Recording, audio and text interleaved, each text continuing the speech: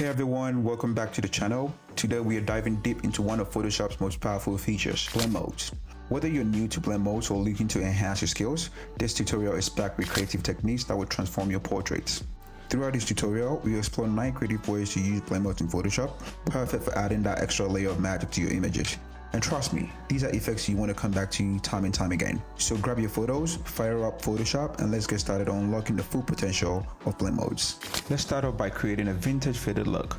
We can bring a nostalgic faded look to our portrait with this blend mode trick. Just duplicate your image layer and set it to screen. The portrait might seem overexposed based on the highlights in the image, but we can correct that by adjusting our opacity.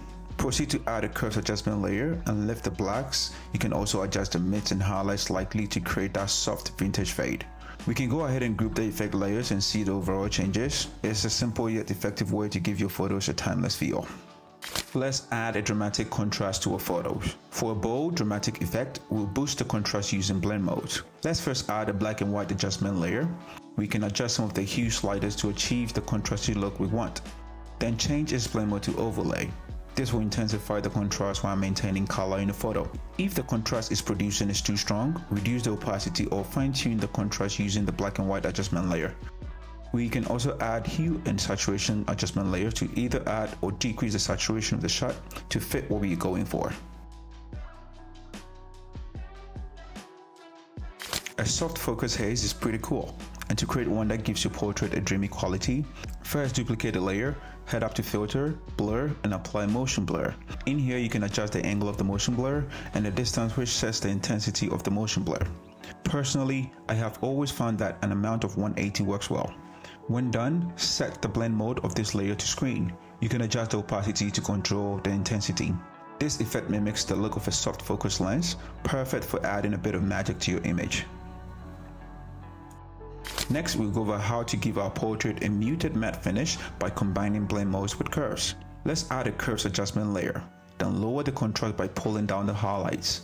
We can also tweak the mids a bit, but the effects depend on lowering the highlights. Now set the blend mode to multiply to deepen the tones, creating that trendy matte look that softens the overall image. You can also go in and further tweak the curve to adjust the overall look, as well as the opacity sliders to adjust the intensity of the look.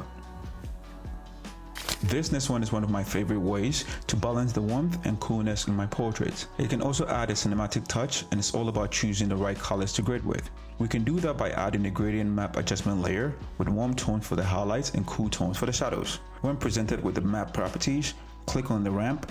You'll be presented with the gradient editor. The button to the left and below the ramp represent the color for the shadows, and the one to the right below the ramp represent the color picker for the highlights. Choose a cool tone for the shadows and the warm tones for the highlight.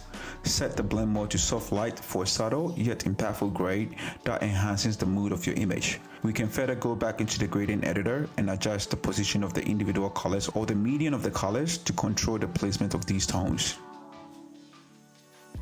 Adding grain can give our portraits a timeless film-like quality. Create a new layer, fill it with 50% gray by going to Edit, Fill, add 50% gray. Next, head up to Filter, Noise, and add noise. In here you can choose your preferred distribution of the noise. In our case, we'll choose Gaussian and set the type to monochromatic and hit OK. Set the blend mode of this layer to overlay and adjust the opacity to add just the right amount of grain. This subtle texture adds character to our images. Now to our main tutorials. Let's start with something ethereal. A dreamy mist effect that adds a soft romantic glow to your portrait. I love to add this to my portrait after they have been retouched and ready to be color graded. Begin by duplicating your image, or in our case, if you are adding this effect in the pipeline, you'd want to stamp all the layers into a new layer by hitting Command-Option-Shift-E on Mac or Control-Alt-Shift-E on Windows. Go to Filter, Blur, Gaussian blur, and set a radius that just softens the details. I usually prefer the ranges from 70 to 78. It usually depends on the image.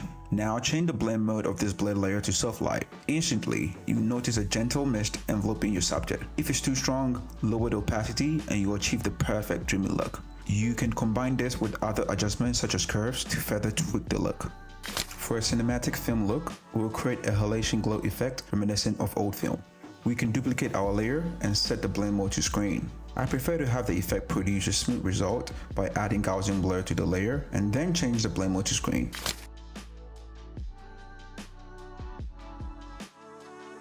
Next, since it's halation, we want to limit the effects to only the highlights. So double click the layer to bring up the layer style panel.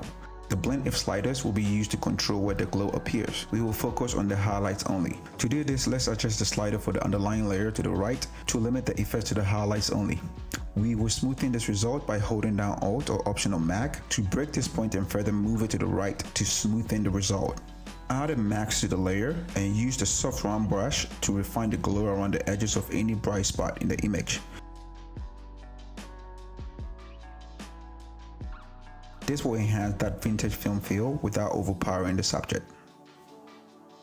Next, we will simulate the look of a promise filter. This can physically be achieved with the use of a camera lens filter in portrait photography to diffuse highlights and soften skin. Start by duplicating your layer, apply an appropriate amount of Gaussian blur and set it to multiply for depth. We can duplicate the same layer on top to include the same amount of blur and this time set it to soft light. We can adjust the opacity of the different layers to control the intensity. Next, we can go ahead and apply the same grain technique we used earlier to introduce a touch of noise to mimic the organic grain of a promise filter. The result, a beautifully soft yet dramatic portrait that feels cinematic. This technique can be applied to portrait and subjects with skin tone. And that wraps up today's tutorial on using blend mode to elevate your portraits. I hope these techniques sparked your creativity and gave you new tools to play with in Photoshop. Remember, the blend modes we explored today are incredibly versatile and can be combined in countless ways to achieve unique results. Whether it's adding mist, creating halation, or even mimicking promise filters. If you found this tutorial helpful, make sure to give it a thumbs up and subscribe for more deep dives into photo editing and creative techniques. As always, feel free to also drop your questions or ideas in the comments below. I would love to hear how you're using these tips in your own work. Thanks for watching, and I'll see you in the next video.